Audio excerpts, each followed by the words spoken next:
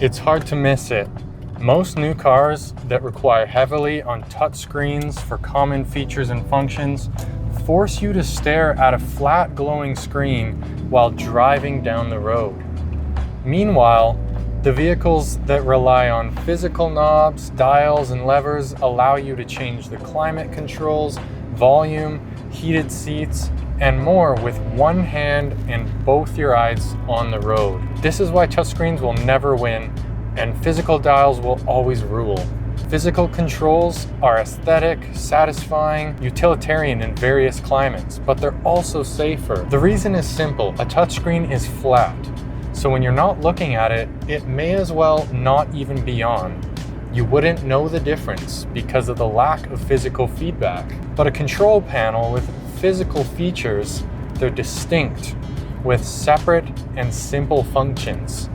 You can feel them without looking, and you know exactly what to do with each of them without taking your eyes off the road. Physical knobs and buttons give immediate tactile feedback, and you feel the clicks, the operation, and the distinct restriction right away with confidence. Many new cars try to simulate this with haptic vibration touch buttons in the touchscreen. They buzz when you press them, but they still demand visible confirmation and lacks the unique shapes, tense, and satisfying mechanical feel of real knobs and switches.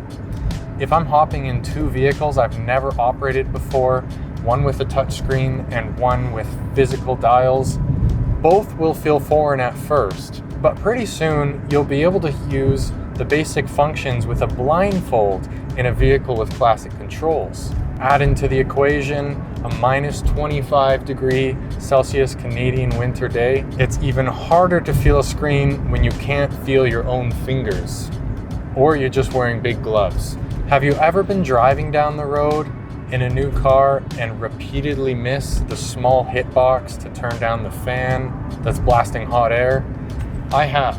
If it's a car you drive regularly, you eventually get used to the hitboxes on the touchscreen, but it's never as flawless as with real simple controls and functions. Physical controls are also better for older drivers, people with certain disabilities, or anyone with limited fine motor skills that can still drive. I'm pleased when I hop in a new car and still see some useful physical features. So it's not every modern vehicle, but many rely on touchscreens heavily. This isn't just perceived annoyance or terrible coordination on my part. A well-fitting test for this video, conducted by Swedish Automotive magazine, showed clearly that physical buttons are significantly safer and faster to use than touchscreen infotainment systems. Simple tasks at 110 kilometers each took up to 45 seconds in the worst modern touchscreen car, compared to just 10 seconds in a 2005 Volvo V70 with physical buttons. For example, at 110 kilometers an hour, just 10 extra seconds on a screen means hundreds of meters traveled blindly. That's more than 3 football fields blind. Even 3 to 4 seconds is 90 to 120 plus meters of risk. And at higher speeds or in traffic, it gets even worse. Other studies from the National Highway Traffic Safety Administration has shown that interacting with complex touchscreens can impair your reaction time similar to or worse than handheld iPhone use or phone use. Touchscreens spike your cognitive load and hurt lane keeping as well as reaction times to unexpected or sudden hazards in the road. Car makers often point to voice commands as a fix, but they're unreliable in certain environments. They still increase risk as drivers wait for responses or correct misunderstandings. I found that Apple CarPlay calling and iMessaging works pretty well though in most cases, especially in a new car. Starting January 2026, to get the full 5-star safety rating in Europe, cars will need to have dedicated physical controls for key functions: turn signals, hazard lights, windscreen wipers, horn, and the SOS emergency button. Climate controls and audio functions aren't part of this mandate, though they still contribute to overall distraction concerns. So some car makers are already bringing knobs back instead of letting them go extinct, as it seemed that some automotive companies were moving towards, especially some EVs. My understanding is that car makers like to design vehicles to work everywhere, so many new models sold in North America will still get the physical buttons anyway, both to keep the European 5-star rating and also because of customer backlash in some cases. But it's not legally required here like it is in Europe. So why did car makers go all in on touchscreens in the first place? At least it started to feel like physical controls were being phased out as we know them. It largely comes down to cost and convenience for the manufacturers, and possibly a tech buzz. One big touchscreen is way cheaper to build than dozens of individual buttons, knobs, and switches, and all the wiring that goes to each of them. Instead of engineering separate parts for every function, they can just put everything in the software to show up on the screen. This also means they can update features over the air without redesigning the entire dashboard, and it gives the interior a sleek, modern, and high-tech look, especially in electric vehicles. Big screens help to market the car and score higher in some customer surveys for that initial build quality and technology advancement. Plus, in some big markets like China, many buyers love the big smartphone style dashboards and all the screens. So car makers started continuing that look for the rest of the world. So mainly it saves them money, simplifies production, and looks best clean in photos and showrooms. But for everyday drivers, we're the ones dealing with the distraction and frustration while actually using the car in our real lives and real scenarios with those drawbacks. I don't think it's a surprise that many consumer reports actually show a large number of drivers prefer physical buttons and knobs for everyday controls like volume and climate. Modern screens and infotainment systems also need software updates. They can become outdated and even incorporate planned obsolescence and paid subscriptions, which is pretty crazy. However, physical controls can be repaired separately and literally last forever, or at least are easy to replace individually when they do wear out or start acting up. Cars with intuitive physical controls often hold value among enthusiasts and older buyers in the used market.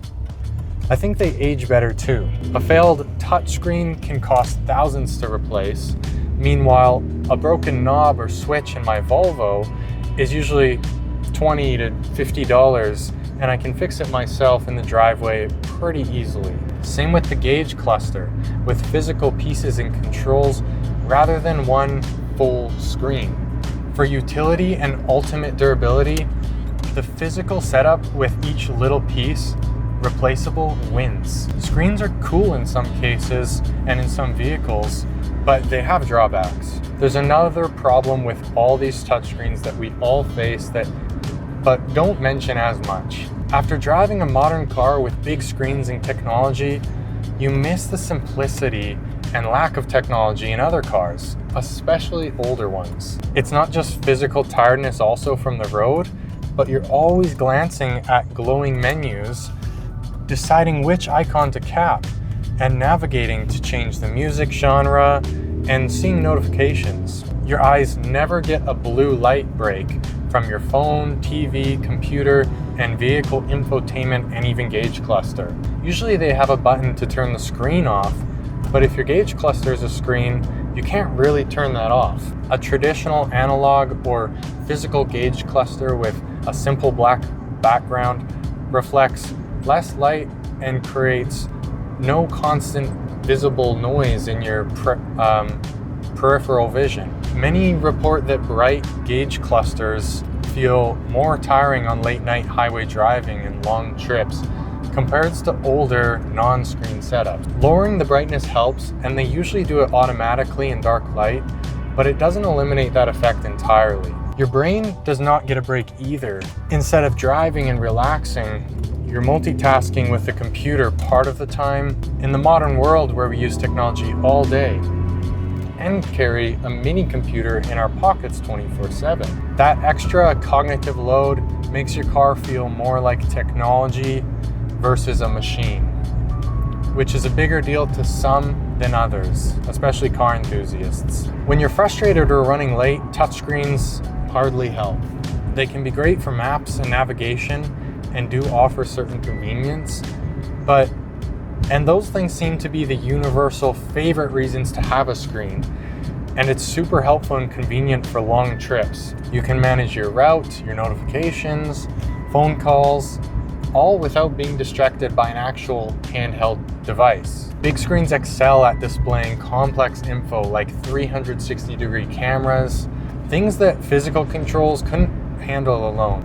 Some modern vehicles have actually really good hybrid setups with physical knobs and buttons for the simple basics, plus the added screen for navigation and everything else. These are my favorite mixture in a newer vehicle. Physical controls for the basics that you touch constantly, and screens for maps, menu browsing, vehicle info, and music.